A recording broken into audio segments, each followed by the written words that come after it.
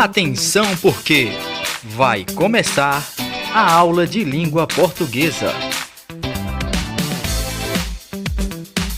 Olá pessoal, tudo bem com vocês? Espero que estejam todos bem e pronto para mais uma aula de língua portuguesa.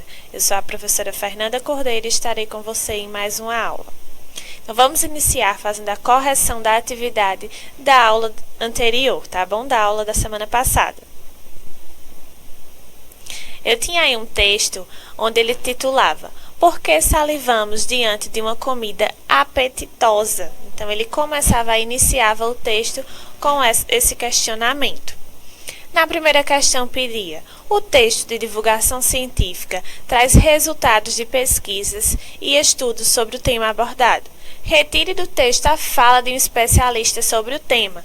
Então, vocês iriam retirar do texto a fala de um especialista. Então, eu coloquei essa daí, certo? Que foi da fisiologista Sarah Salmon, onde ela dizia: um indivíduo faminto tende a salivar muito mais diante de um prato de comida do que alguém com menos fome.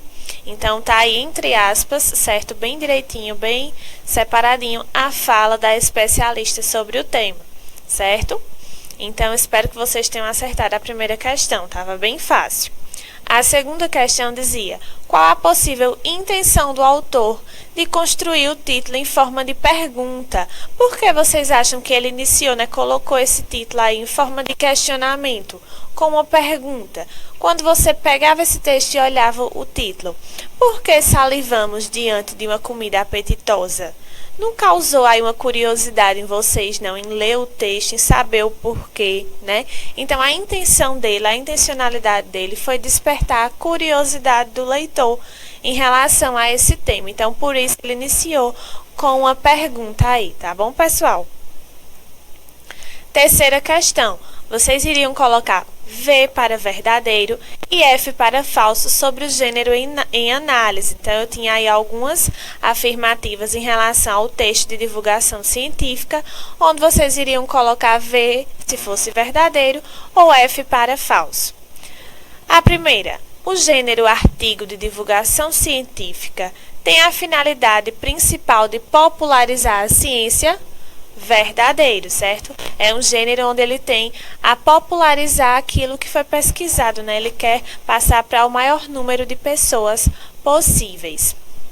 Segunda, por se tratar de um artigo de divulgação científica, o autor coloca sua opinião sem fazer nenhuma pesquisa ou estudo sobre o tema. Vocês acham que ele escreve um texto de qualquer jeito, sem fazer um estudo, uma pesquisa? Falso, né? Principalmente em a questão do gênero de divulgação científica, que requer muitos estudos e pesquisas. Terceira, usa uma linguagem clara, objetiva, acessível e geralmente pessoal na primeira pessoa.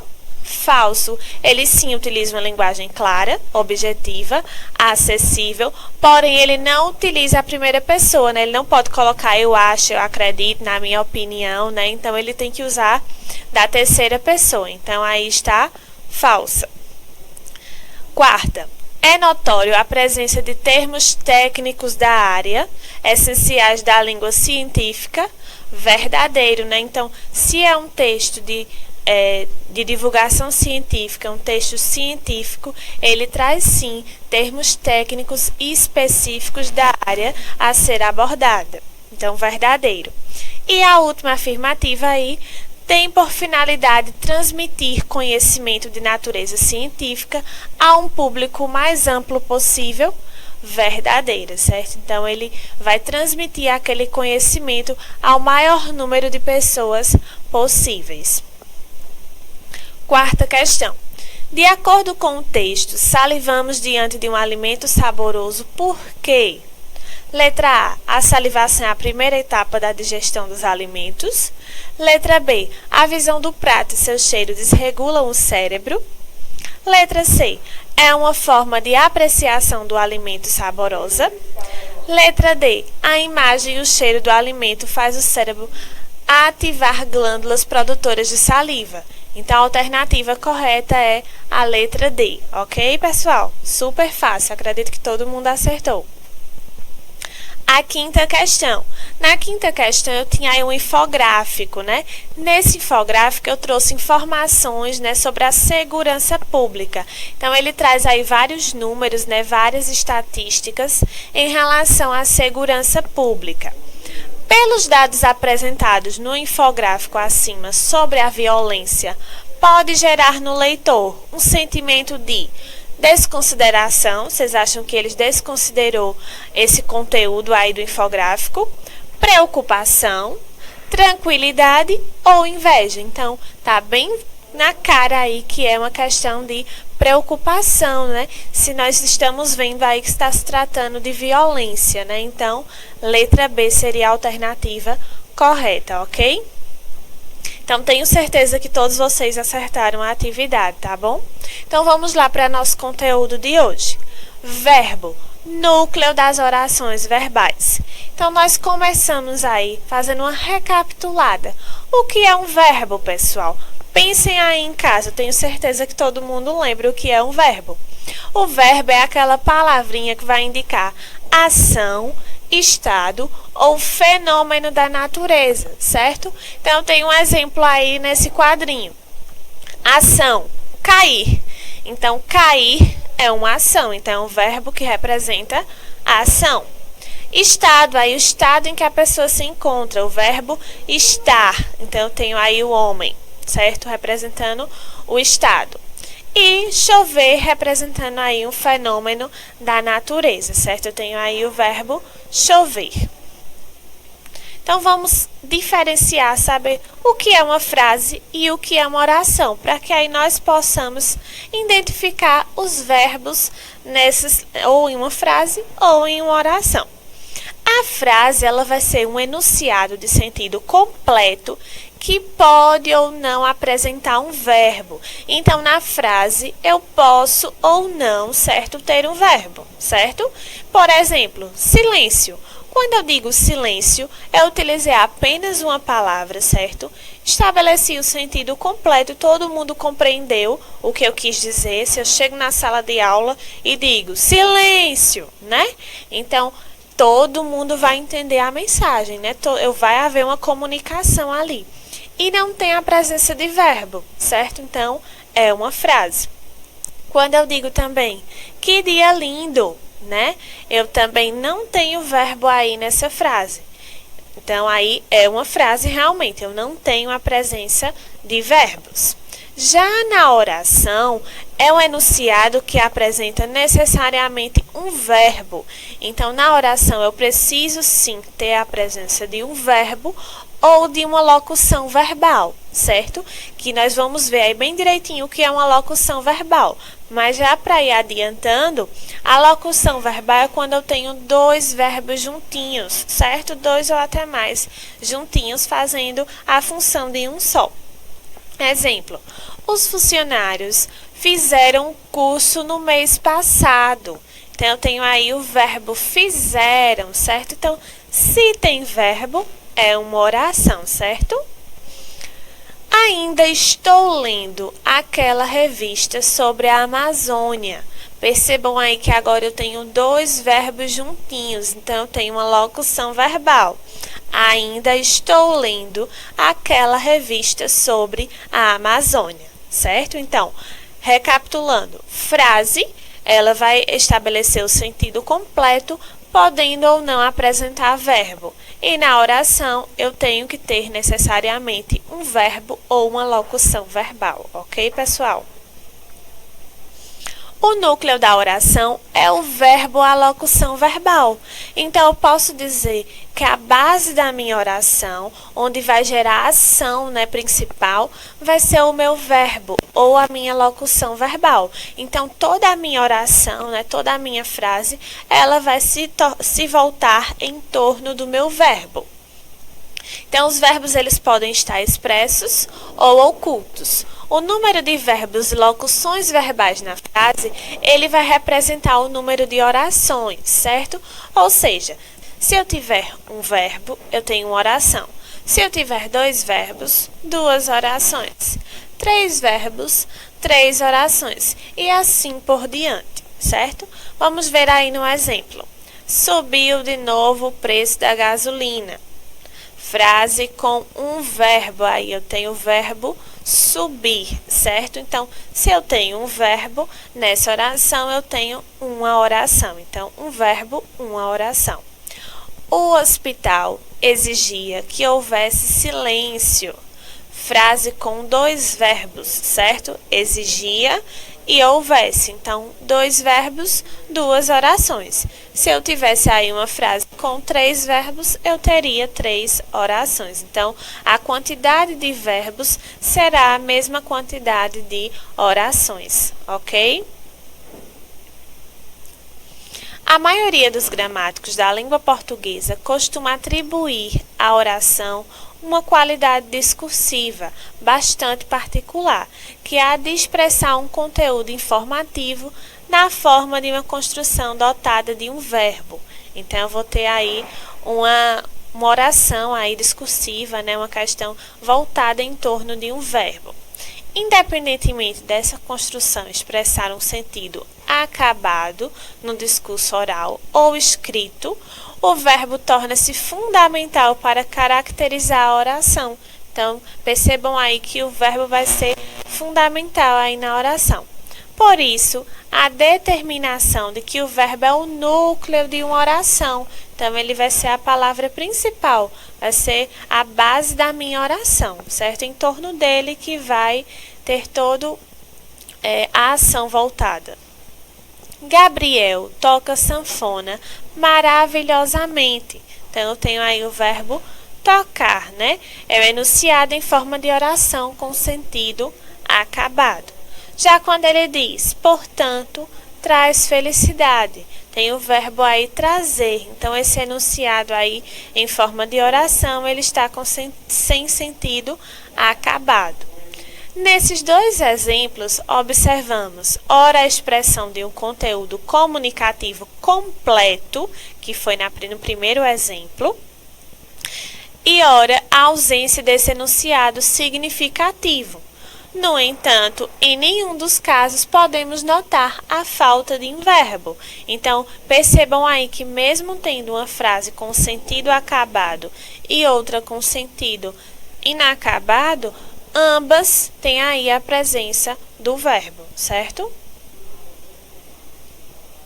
Então, vamos lá ver direitinho agora o que é uma locução verbal, como eu falei para vocês, que na oração eu tenho que ter a presença de um verbo ou de uma locução verbal. Então, vamos ver o que é a locução verbal bem direitinho. A locução verbal é a junção de dois ou mais verbos que exercem a função morfológica de um verbo. Então, tem dois verbos juntinhos, porém eles têm a função morfológica de um verbo só. De maneira geral, as locuções verbais elas são compostas, né, elas são construídas por um verbo auxiliar e um verbo principal. Então, o verbo principal ele não pode ser retirado em hipótese alguma, certo? O auxiliar, sim, ele está ali só para auxiliar, como o próprio nome já diz. Então, eu posso fazer o uso, certo, de apenas o verbo principal para compor essa frase, tá bom? Observe no exemplo. Ainda estou lendo aquele livro que você me emprestou. Então, observem aí. Ainda estou lendo. O estou aí, certo? Que é o verbo auxiliar. E o lendo que vai ser o meu verbo principal. Por que o lendo é o verbo principal? Porque ele vai indicar a ação da oração. Ler é uma ação, então ele é o verbo principal porque ele vai indicar a ação da oração, certo? Então, estou é o verbo auxiliar e lendo é o meu verbo principal. Tem outros exemplos aí nesse quadrinho rosa do lado. De locução verbal. Você anda procurando conteúdo para a prova? Você anda procurando? Dois verbos aí, certo? Uma locução verbal. Iremos acompanhar o desempenho dos candidatos. Iremos acompanhar, certo? Mais uma vez, dois verbos juntinhos.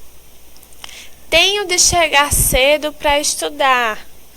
Tenho de chegar, né? Então, dois verbos juntinhos. Nós usamos muito no nosso dia a dia essas locuções verbais, certo? É bem comum. Os termos essenciais da oração, certo?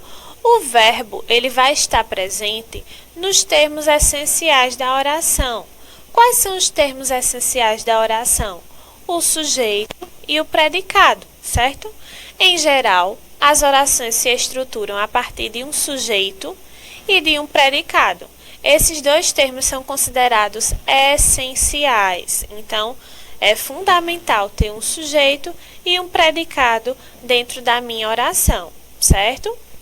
Mesmo o sujeito, ele sendo oculto, certo? Mas tem a presença ali de um sujeito. Então, são os termos essenciais, sujeito e predicado. No enunciado completo, sempre nos é dado informação a respeito de alguém ou de alguma coisa. O elemento a respeito do que se informa algo denomina-se sujeito. E a informação propriamente dita recebe o nome de predicado, ou seja, o sujeito é aquele que pratica ou recebe uma ação, e o predicado é a função praticada, né, exercida ou recebida pelo sujeito, tá bom? Então, o meu verbo aí, né, o núcleo da minha oração, que é o verbo, ele vai vir aí no meu predicado. Observem aí. As meninas do Leblon não olham mais para mim. Então, o sujeito aí, as meninas do Leblon, e não olham mais para mim, é o predicado. Então, observem que o núcleo aí, né, está no predicado, que é o núcleo, é o verbo olhar, né? Então, ele vem aí no termo essencial da minha oração. Os títulos de notícias se organizam em frases verbais. Então, geralmente, os títulos de notícias, certo? Eles se organizam em torno de um verbo. Então, é bem comum em todos os títulos das notícias nós identificarmos um verbo, certo? Devendo representar uma informação-chave da notícia em questão. Então, vejam aí, o verbo ele vai ser a base da minha notícia, né? Ele vai trazer uma informação-chave, vai trazer lá o acontecimento. Pois muitas vezes o leitor não lê o texto inteiro, apenas os títulos das notícias que aparecem nas primeiras páginas do jornal impresso, ou mesmo na página principal do site em que encontra. Crimes crescem, mas Rio investiga cada vez menos. Percebam aí o verbo crescer bem forte aí nesse título. Os crimes crescem, né? Teve um crescimento aí. Então, vai chamar já a atenção do leitor, né? Ele está vendo aí que o crime, né, está crescendo, né? Então, é algo preocupante. Então, observem aí esse verbo bem presente aí, bem forte neste título, tá bom, pessoal? Estão entendendo direitinho? Espero que esteja dando para vocês acompanharem bem direitinho o conteúdo, tá bom?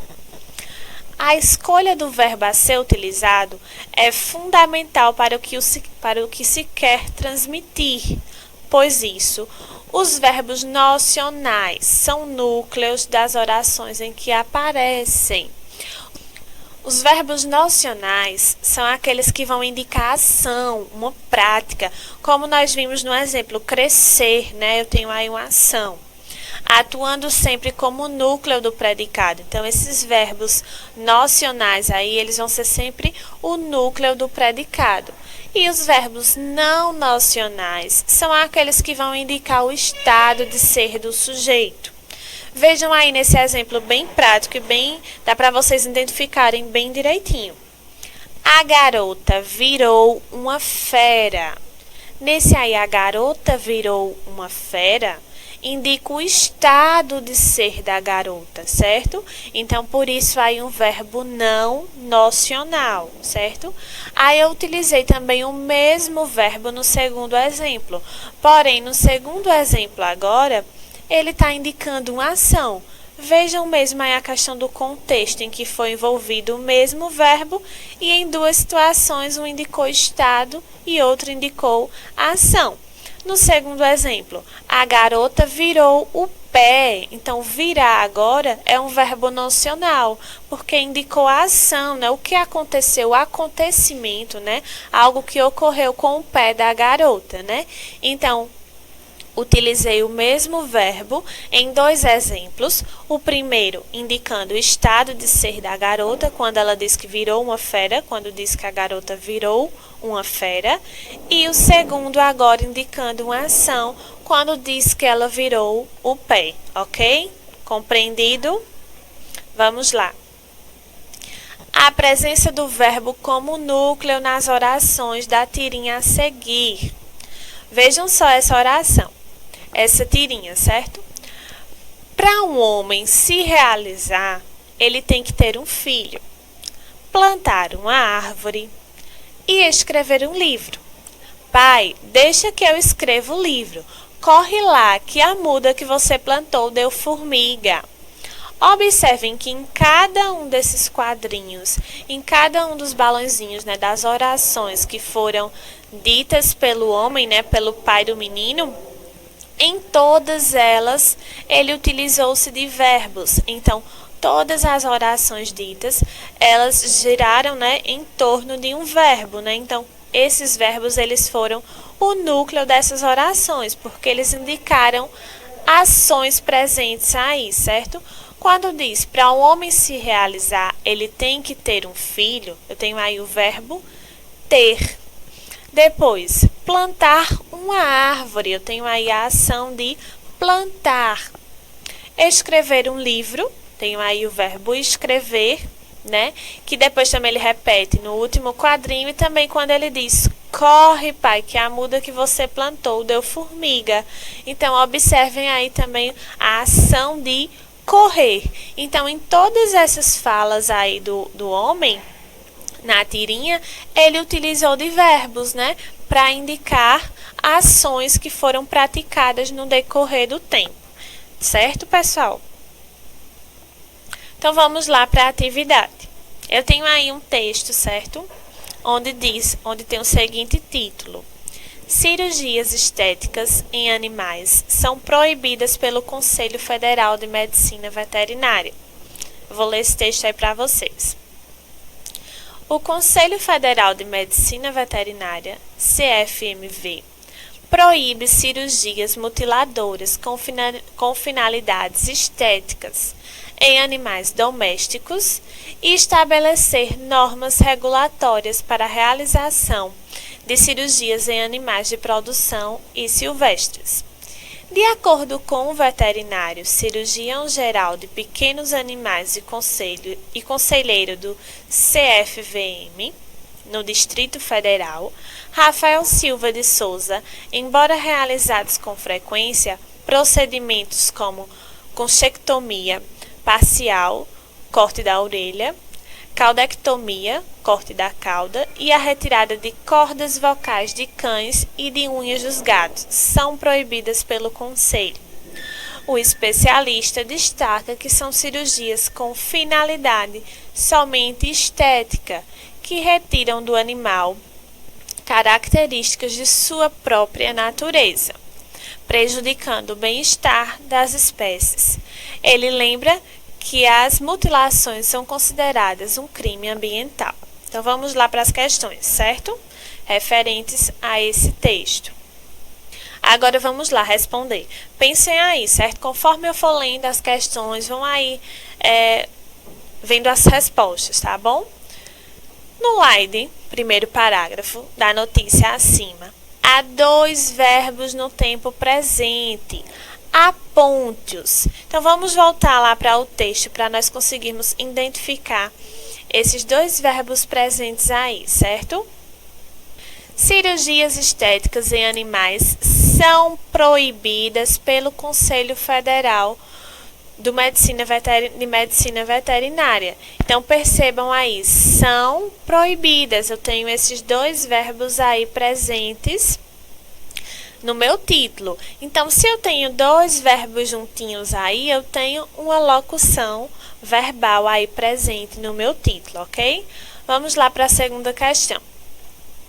Os verbos apontados anteriormente indicam Os verbos que nós identificamos no título, eles vão indicar ações do Conselho Federal de Medicina Veterinária, estados do Conselho Federal de Medicina Veterinária ou características. Ele vai indicar o que, pessoal? Vai indicar ações que foram indicadas pelo Conselho Federal de Medicina Veterinária. Então, são ações aí que foram apontadas. Então, a alternativa é a letra A, tá bom? Terceira questão. Identifique a frase em que o termo sublinhado é um verbo no presente. Já peço desculpa a vocês porque eu esqueci aí de identificar o verbo no presente. Aí, no caso, sublinhar os verbos nessas frases, tá bom? Mas aí eu vou identificar com vocês. Letra A. Procedimentos como conchectomia parcial, corte da orelha. Nessa letra A aí nós já vemos que não tem verbo, certo? Então, já está descartada. Letra B. E a retirada de cordas vocais de cães e de unhas dos gatos. Então, tem aí algum verbo no presente. Letra C. O especialista destaca que são cirurgias com finalidade somente estética. Então, eu tenho aí o são, né? Do verbo ser. Então, que está no presente. Então, seria a alternativa C. Quarta questão, no trecho. Que retiram do animal características de sua natureza. O verbo no presente, retiram, tem como referente as cirurgias com finalidade somente estética, as características de sua natureza ou as mutilações, quando eles dizem que retiram do animal características de sua própria natureza, ele está se referindo aí às características do animal. Então, a letra B seria a alternativa correta, ok, pessoal? Conseguiram entender tudo direitinho?